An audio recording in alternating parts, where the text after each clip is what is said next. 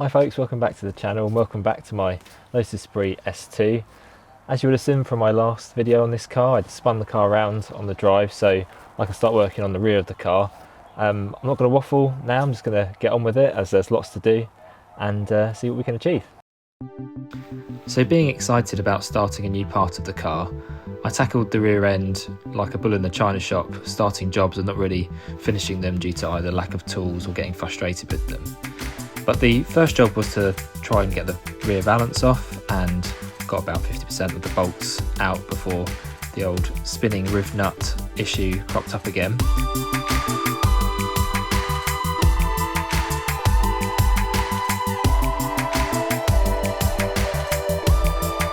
So I started having a look at the rear lights, and the front part of the light, the trim, came off relatively easily, but then I noticed that the rest of it was held in with rivets and I didn't have a drill to hand. So I then tackled the number plate plinth, but forgot to film me actually getting it off, so it skips to me fiddling with it on the floor.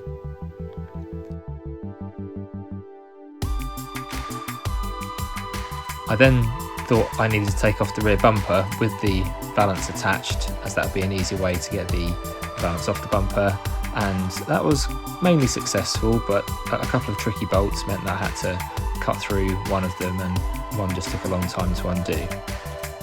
Now with the bumper removed, I was kind of hoping we'd be left with something quite nice, like an exposed gearbox or some fancy suspension like we see on the back of a Lancia 037 or 80s Ferraris, but instead we see this rather nasty back box there. But it was good to get the bumper off the car, as this made a bit of a difference and a good morale booster. Back to the lights, it was time to tackle those rivets, and with some grinding using a Dremel and a drill and then pulling them out with pliers, we got them all out, and I just repeated it for the other light. So with the rear lights and the rear trim mostly removed, I thought I'd then try and tackle the rear part of the wiring loom and the electronics that were attached to the engine. This was really just tackled by being methodical and just tracing the wires to the different components, starting with the coil here and then just following the wires all the way around the engine bay, just disconnecting them where I could. What I noticed in the engine bay were a lot of these plastic either cable ties or clips, so I just used a Stanley knife or some tin snips just to get through those as a quick way of removing them. I removed the air cleaner cover just to get better access to the wiring underneath, and this seemed to work quite well to be able to reach the back of the starter motor and the alternator.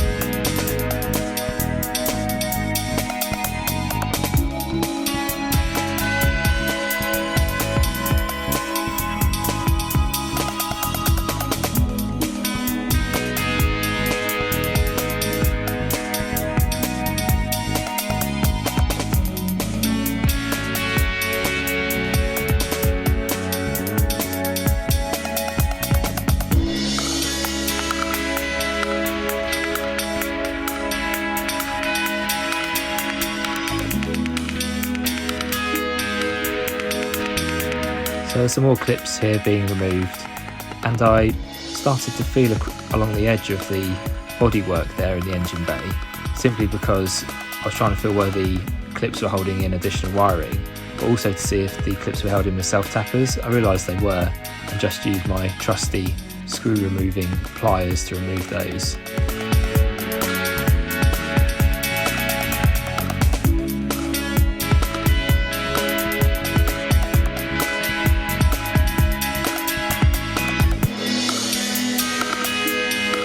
These clips went down the right hand side of the engine bay, as I'm removing now, but then also all the way along the back behind the engine.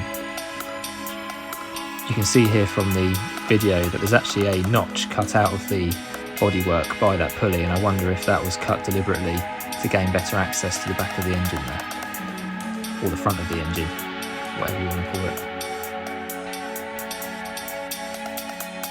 This I thought was one of the final bolts to come out of the car, what the wiring loom wise, as it had all the earth straps on it, and I was quite relieved to get that off. But as I started to try and pull it through the bulkhead, I realised there was another connection underneath the car which was attached to a bolt holding in the fuel tank. So adopting the position, I had to undo this bolt blind and free off the last remaining electrical connections. With those done, it was time to start threading the wires from the back of the car through into the main cabin. So working backwards to the front, I managed to get everything freed off and through the various holes and releasing grommets where I needed to. And then from inside the car I could start tugging the main trunk of the wiring loom through the tiny hole.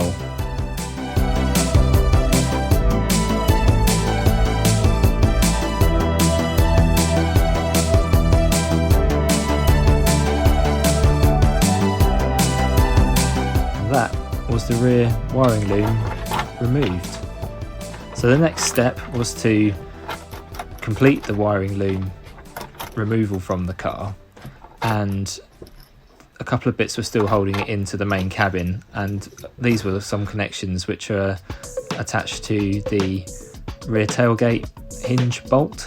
So using some PB Blaster, I've upgraded from WD-40, I undid these bolts.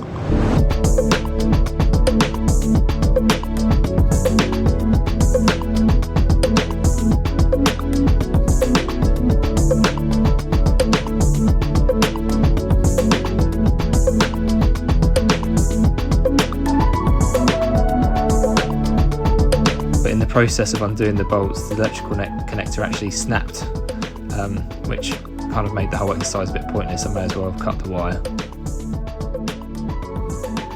And then the same thing happened on the other side. If you can see past my head.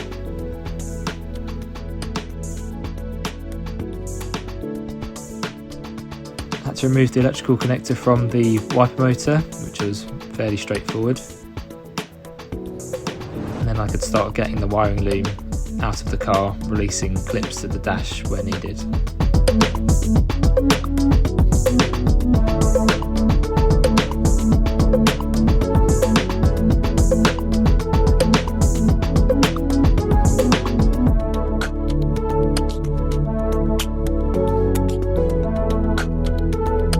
After getting the wiring loom out of the car, it was starting to look a bit barren inside, but I feel it was a significant step in the strip down of this car.